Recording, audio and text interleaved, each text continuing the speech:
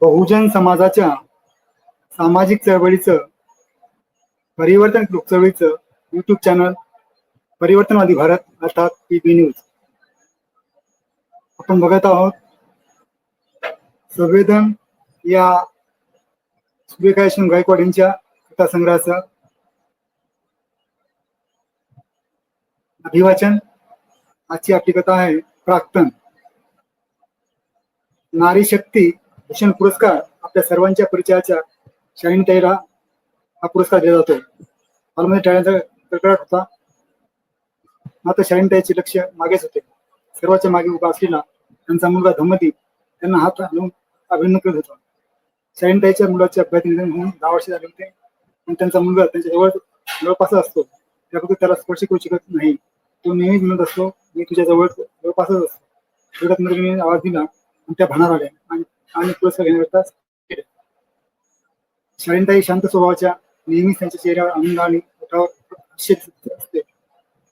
एक मुलगा आणि एक मुलगी, नवरा सर्व काही छान होते. जीवनात खूप संघर्ष करून त्यांना मुलांना शिकवले. दोन्ही मुलांनी आपल्या आईवडिलांचा संघर्ष बघितला होता.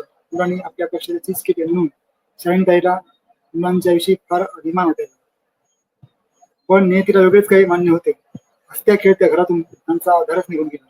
अचानकच मुलाचे अपघात निधन झाल्यामुळे शालीनताईला जबरदस्त धक्का बसला आणि त्या बेडवरच पडल्या.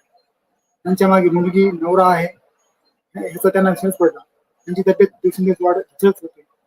त्यांचे पती, मुलगी त्यांच्या जवळपास बसून चिंतित होते. औषधोपचार घेत काही दिवसांनी शालीनताईची तब्येत ठीक झाली. शालीनताई आजारातून उठल्या आणि मुलीच्या डोळ्यातील अश्रू पुसले. मुलाचे दुःख उद्यात ठेवले आणि एक निर्धार केला. आता पुढील आयुष्य आपल्या कुटुंबासाठी आणि समाजातील गोरगरीब अनाथ मुलांसाठी जगायचे. त्यांनी स्वतःला खंबीर बनवले. प्रत्येकाचं आयुष्य वेगळंच असतं. काहींना भरभराट मिळते तर काहींना संघर्ष करावा लागतो. संघर्ष करताना शालीनताई कधी हरल्या तर कधी जिंकल्या. पण जिंकण्यासाठी संघर्ष करतात नाही तर त्यामधून स्वतःला आणि इतरांना आनंदी बघायचं असतं. त्यांनी महिलांसाठी संस्था स्थापन केली. त्या संस्थेमार्फत त्यांनी महिलांना रोजगार दिला, आयुष्याला नवीन दिशा दिली. शालीनताईने मुलाच्या दुःखातून जगण्याची कला आत्मसात केली होती. आहे ती परिस्थिती स्वीकारून त्यातून मार्ग काढत सुख येते तेव्हा त्याला मिठी मारावी, दुःख तेव्हा त्यामधून शिकण्याचा प्रयत्न करावा. शालीनताई आजही मुलाचं दुःख उद्या ठेवून आनंदमय जीवन जगतात. जीवन जगताना संघर्ष करताना कधी माघार घ्यावी लागली तरी आनंदी असतात, खचून जात नाही. त्यांना कळून चुकले होते की माघार घेणं म्हणजे संपणं नव्हे. त्यांची शक्ती निघली असते, माणूस संपतो. जीवन म्हणजे संघर्ष आणि त्या संघर्षात फक्त एकच गोष्ट असायला लागते ती म्हणजे इच्छा शक्ती. शालीनताई आपल्या मुलांचा वाढदिवस अनाथ मुलांची आई होऊन अनाथ आश्रमात साजरा करायच्या. त्या मुलांमध्ये त्यांचा दुरुडू धावणारा पळणारा, आईला मिठी मारणारा धमकीत दिसत होता. आयुष्याची आनंदमय तुंजी घेऊन मुलगा गेला. पण ह्या अनाथ मुलांच्या आयुष्यात त्यांचा भविष्यकाळ सर्वच प्रश्न, पण तरी मुलं आनंदाने जगतात. या मुलांना परिस्थितीने जीवनाचा फार प्रवास आनंदाने आणि समाधानाने करायचा आहे. दुःखातून शिकणं, आनंद साजरा करणं आणि प्रत्येक क्षण जिवंतपणे जगणं हेच तर त्यांचं जगणं आहे. तेच तर त्यांना समजले. त्यामुळे शालीनताईला आता जगायचं आहे स्वतःसाठी, आपल्या कुटुंबासाठी.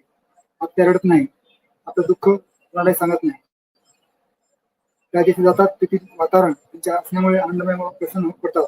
दुसऱ्यांच्या आयुष्यात आनंद निर्माण करणं आणि प्रेमाने बोलून त्यांचं दुःख करणे, त्यामुळे जीवन जगणं अधिक सुंदर होतं. आपल्या जीवनाचा आनंद दुसऱ्याच्या चेहऱ्यावर दिसण्यात पाहणं हेच तर जीवन आहे. आता त्यांना जीवन जगण्याचा मार्ग सापडला होता. आता शालीनताई रडत नाही, रडता वेळेत सुचतात, कारण त्यांच्या मध्ये